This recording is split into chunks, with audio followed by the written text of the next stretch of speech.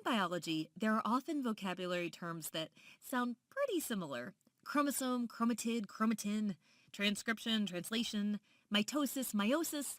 You probably have encountered this. When I was first learning about mitosis and meiosis, I learned them both separately first. And then I tried to figure out what was the same about them, what was different, why did they both matter. I would try to compare the stages by flipping through images. You know what would have really helped me? A side-by-side comparison. And that's what this video is. We assume you already have a background of mitosis and meiosis. If not, take a look at our videos on them. But this video is a side-by-side comparison, presented in a split screen. Mitosis on the left, meiosis on the right. Both of these processes, along with the cytokinesis that follows them to split the cytoplasm, are involved in making new cells. Mitosis results in body cells. Meiosis results in sperm and egg cells, otherwise known as the fancy term gametes.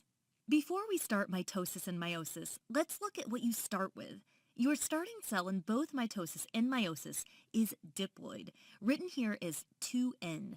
That means it has two sets of chromosomes. In humans, that's including one set of 23 chromosomes from mom and one set of 23 chromosomes from dad. 46 chromosomes total. During interphase, the cell duplicates the chromosomes. When you duplicate 46 chromosomes, you still say there are 46 chromosomes, as the newly duplicated portion is still attached at the centromere region. But there are actually 92 chromatids. Interphase isn't part of mitosis or meiosis, but it's a really important phase because it duplicates chromosomes before we get started. Just to point out, it's really hard to draw 46 chromosomes. We're going to use 6 chromosomes in our diagrams when we illustrate what's happening, because it's much easier to draw and visualize. Oh, and just a fun fact, some insects have 6 chromosomes, like mosquitoes. Unfortunately, I'm not a fan of mosquitoes, but mosquitoes do both mitosis and meiosis. When learning the stages, we give the acronym PMAT, which is helpful for understanding the stages. Both mitosis and meiosis go through these stages, but meiosis goes through them twice, and therefore has a number next to each PMAT stage. We're going to show some basic events for each PMAT stage, but please know that there is way more detail to explore than what we can include in this quick video.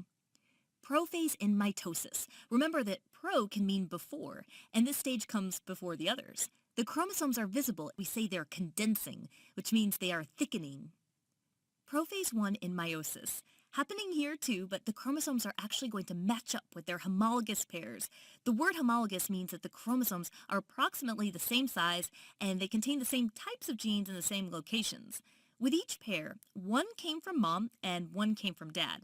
In this formation, chromosomes can transfer their genetic information and exchange it between each other. It's called crossing over. It can make for what we call recombinant chromosomes. Metaphase in mitosis.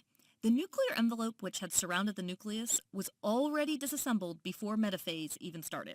For metaphase, I like to remember the M for middle, because in this stage, the chromosomes line up in the middle of the cell in a single file line. Metaphase 1 in meiosis. The chromosomes are in the middle as well, but they're still going to be in pairs in the middle of the cell, so it's not a single file line.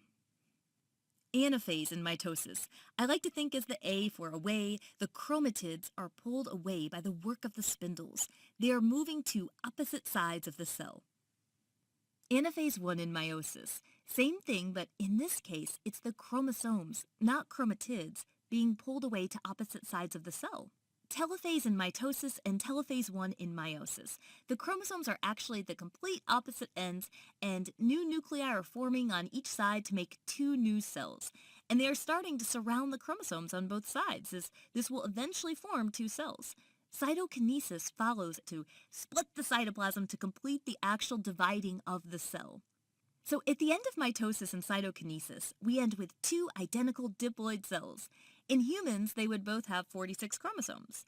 This is great for organism growth. Growing requires making more cells, after all, or replacing damaged cells. On to meiosis 2. Prophase 2. Chromosomes are condensing in both cells. It's not going to be as eventful as it was in prophase 1 because they're not going to have homologous pairs and crossing over. Metaphase 2. M for middle, but this time the chromosomes are in a single file line. similar to how metaphase looked in mitosis. Anaphase 2. Think A for away. This time, though, it's actually the chromatids that are getting pulled away. Telophase 2. Chromosomes are at the complete opposite ends, and new nuclei are forming on each side to make these new cells. Cytokinesis will follow meiosis 2 to completely split the cytoplasm. We are now finished with meiosis, and we end with 4 non-identical cells. Gametes. Males make sperm cells in meiosis, and females make egg cells in meiosis.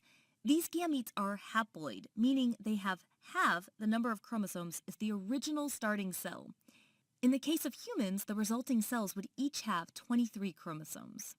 By the way, when a sperm and egg cell combine, it results into a diploid cell, a fertilized egg, otherwise known as a zygote, which will then start a series of divisions using mitosis to give rise to a brand new organism. Well, that's it for the Amoeba Sisters, and we remind you to stay curious.